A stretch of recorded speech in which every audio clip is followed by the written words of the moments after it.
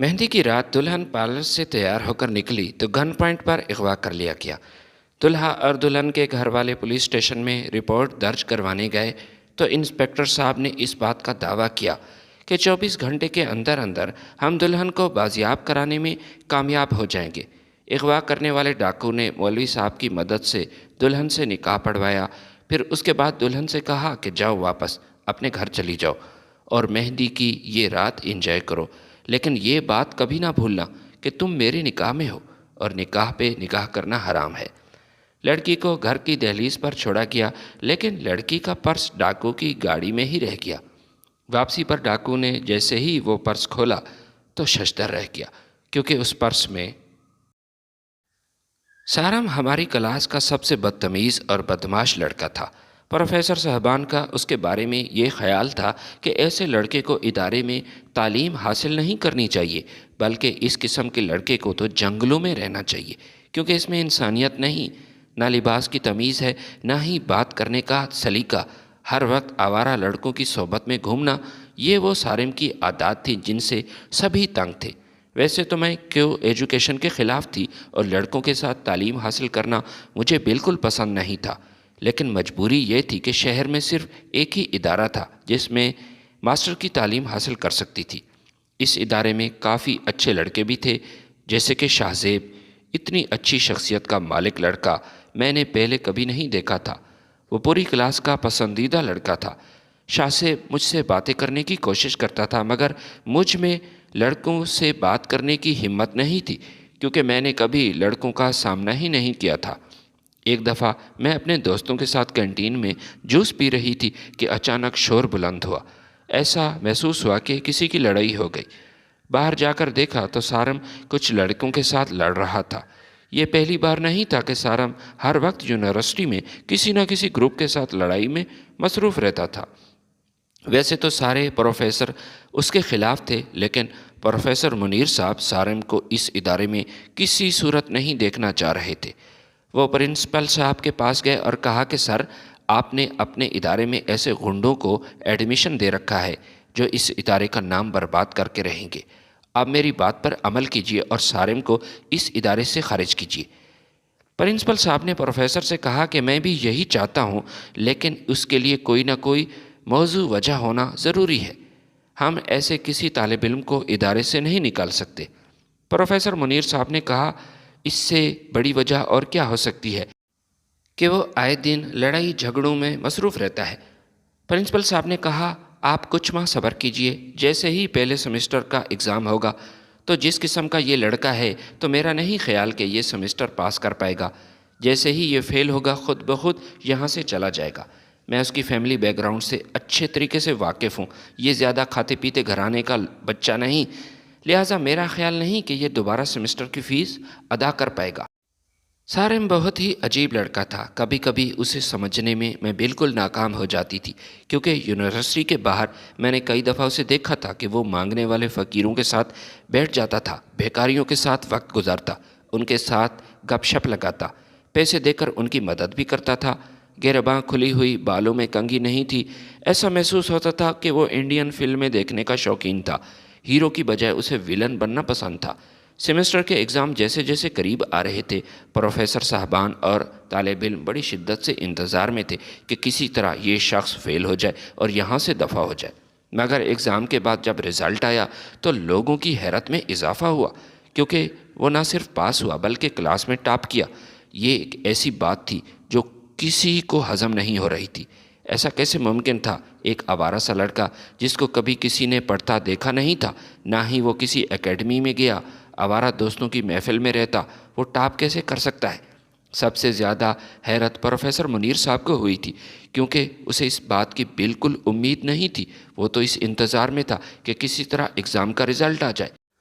सारम जानता था कि उससे सारे नफ़रत करते हैं, इस इंतज़ार में है कि किसी तरह वो फ़ेल हो जाए और इस इदारे से चला जाए। मगर हैरत की बात तो ये थी कि पहली पोजीशन लेने के बावजूद उसने उस तकरीब में हिस्सा भी नहीं लिया था, ना ही उसने अपने किसी अमल से ये जताने की कोशिश की कि मैं टॉपर हूँ। प्रोफेसर मुनीर साहब क्लास में निहायत अहम मौजू पर लेक्चर दे रहे थे कि क्लास के आखिर में किसी के खराटों की आवाज़ आई। प्रोफेसर साहब अपनी जगह से आगे आए, اور دیکھا کہ سارم بیگ پر تکیہ رکھ کے سو رہا ہے۔ یہ بات پروفیسر منیر صاحب کو ناگوار گزری۔ اس نے ایک ٹھنڈے پانی کی بوتل منگوائی اور پھر وہ پانی سارم کے اوپر پھینک دیا۔ بیچارہ اپنی جگہ سے اٹھا تو کلاس کے تمام لڑکے اور لڑکیاں اس کا مذاق اڑانے لگے۔ پروفیسر صاحب اس سے کہنے لگے کہ یہ مت سمجھنا کہ کلاس میں پہلی پوزیشن لینے کے بعد تمہارا امیج ہمارے دلوں میں اچھا ہو جائے گا۔ ایسا ہرگز نہیں ہو سکتا۔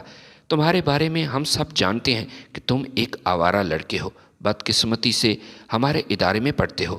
میں نے بہت کوشش کی کہ کسی طرح تم اس ادارے سے چلے جاؤ، لیکن اب تو ایسے محسوس ہوتا ہے کہ تمہیں پورے 4 سال جھیلنا پڑے گا۔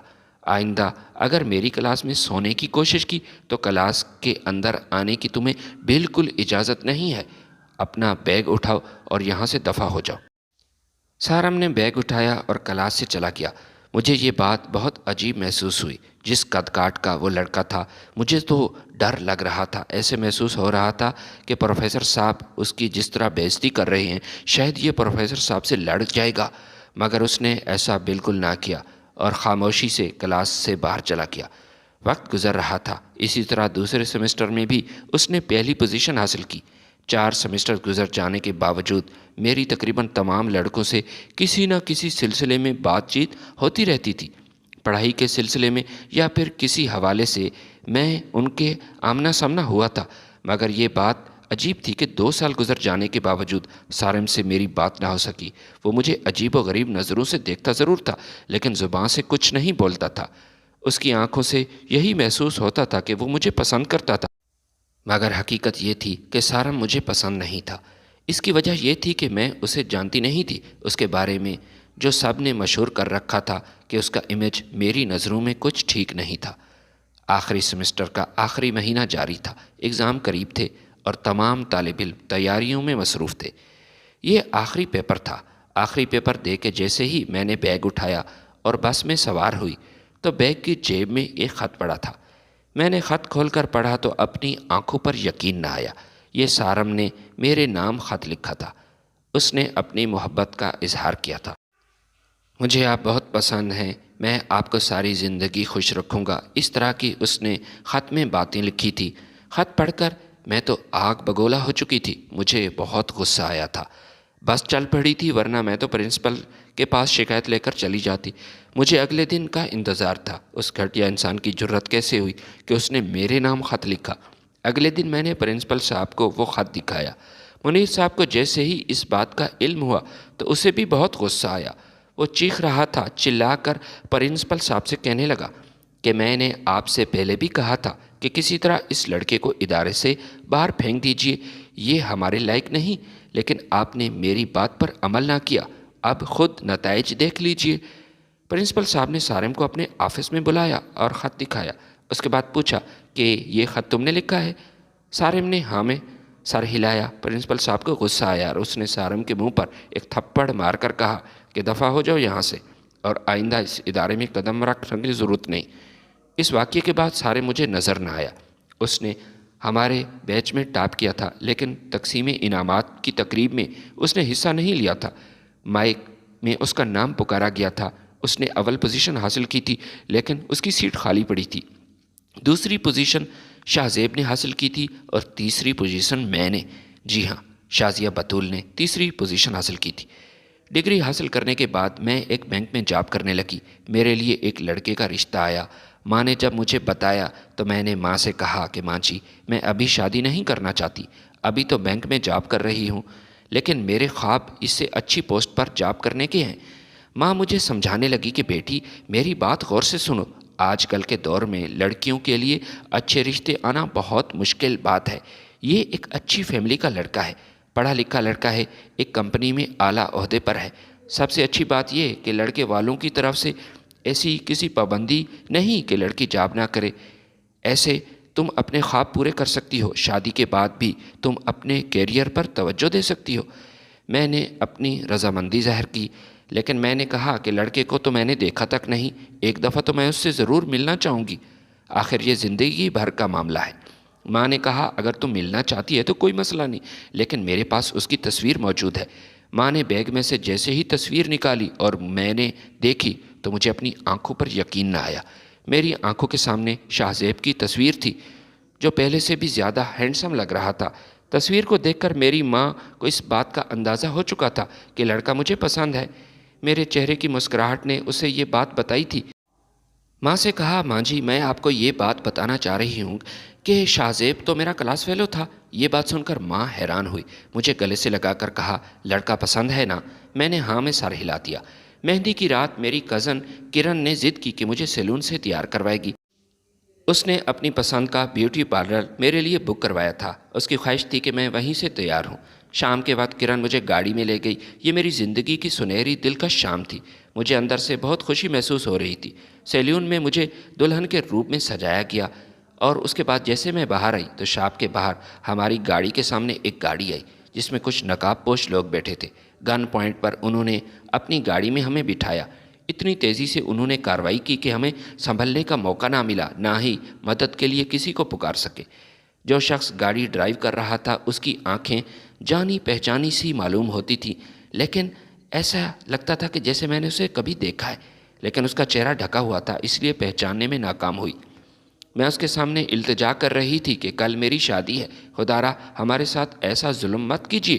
آج مہندی کی رات ہے اور اس رات ہمارے گھر میں ہونا ضروری ہے۔ مگر اس نے کسی بات کا جواب تک نہ دیا، بس یہ تیزی سے گاڑی چلا رہا تھا، شہر سے دور جانے کی کوشش کر رہا تھا۔ میں بار بار اس سے پوچھ رہی تھی کہ بھائی ہمیں کہاں لے کر جا رہے ہیں؟ خدارا ہمارے ساتھ ایسا مت کیجیے، میرے گھر والے کسی کو منہ دکھانے کے قابل نہیں رہیں گے۔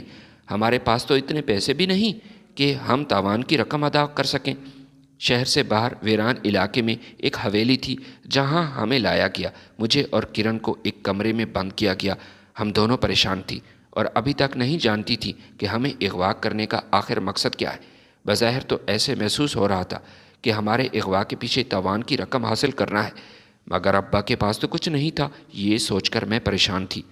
ایک ہی صورت میں ابا مجھے اس مصیبت سے نجات دلا سکتے تھے اور تاوان کی رقم ادا کر سکتے تھے کہ وہ اپنا گھر بیچ دیتے، کیونکہ ذاتی مکان کے علاوہ ہمارے پاس کوئی پراپرٹی نہیں تھی۔ تھوڑی دیر بعد ایک قداور شخص کمرے میں داخل ہوا اور اس کے ساتھ ایک مولوی صاحب بھی تھا۔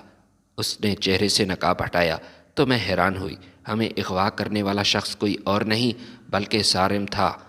میں نے سارم سے کہا کہ تجھے شرم سے ڈوب مرنا چاہیے، آخر تم نے اس بات کا ثبوت دے ہی دیا کہ لوگ تمہارے خلاف کیوں تھے، کیوں سارے طالب علم اور پروفیسر تجھ سے نفرت کرتے تھے، تم ہو ہی نفرت کے لائق، اور اب تم نے ایسی حرکت کی ہے۔ سارم کہنے لگا، زیادہ باتیں مت کرو، میں یہاں تمہاری باتیں سننے نہیں بلکہ تمہیں یہ بتانے آیا ہوں کہ آج رات ہمارا نکاح ہے۔